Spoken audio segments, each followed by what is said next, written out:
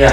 Jadi sekolah dengan orang tua harus bekerja sama. Karena pemerintah juga mereka juga tidak hanya terfokus pada pendidikan juga, Betul. banyak faktor lain, Banyak faktor lain. Iya.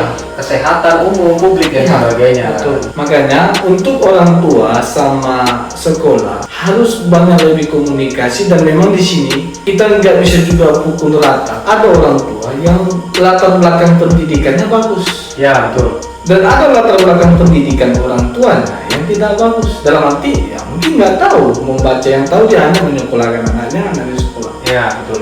Jadi, Banyak sekali. Ya, banyak hal.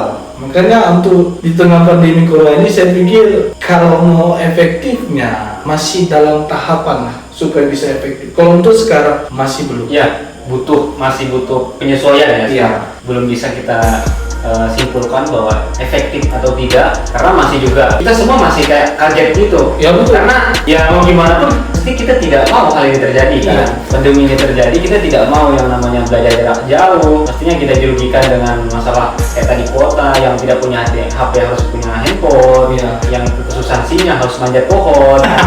Ya ada juga kan yang di desa-desa atau di kampung-kampung yang sinyalnya kurang, mereka harus mencari tempat yang tinggi, dataran tinggi untuk mendapat sinyal untuk melakukan pengiriman tugas, mendapatkan internet yang lancar, kayak untuk aplikasi Zoom gitu. Ya, betul. Mereka harus sedikit ekstra daripada yang anak perkotaan atau kabupaten. Mereka tinggal rebahan, mungkin dapat internet. Ya.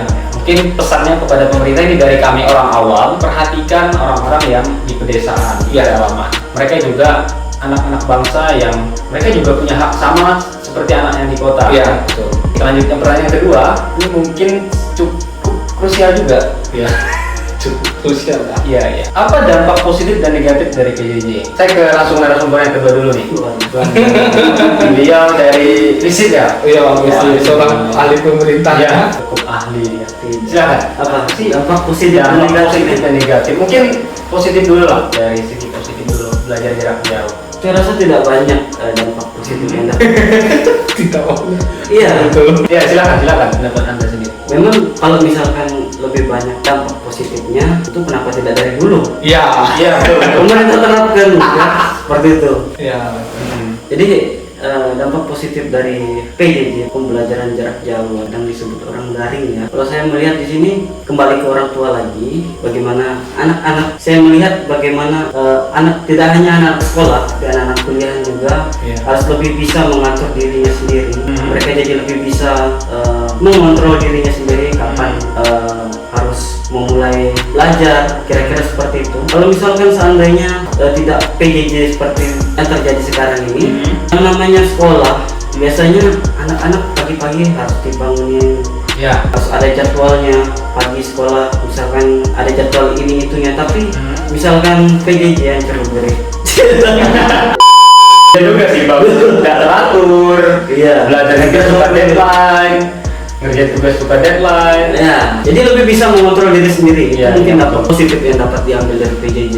Selanjutnya, Jadi lebih kayak sadar diri aja. Iya. Kalau tugas itu masih sebagai pelajar. Jadi selama masih memiliki tugas sebagai pelajar, maka laksanakanlah dengan baik. Walaupun ya mungkin ya kita juga tahu bahwa belajar jarak jauh ini kita semua masih belajar menyesuaikan diri dalam sistem belajar jarak jauh ini. Cuman mungkin lebih kepada karakter kita. Jadi kita lebih kayak sadar diri, bagaimana cara menyesuaikan diri dan bertanggung jawab dengan tugas kita sebagai pelajar di generasi bangsa. Selanjutnya yang negatif nih, yang negatif. Ini Negatif. banyak nih. Jadi gimana tuh? yang negatif sepertinya tadi sudah hampir semua dijabarkan ya oleh Bang Nando. Dampak negatif dari PJJ ini, saya pun bingung.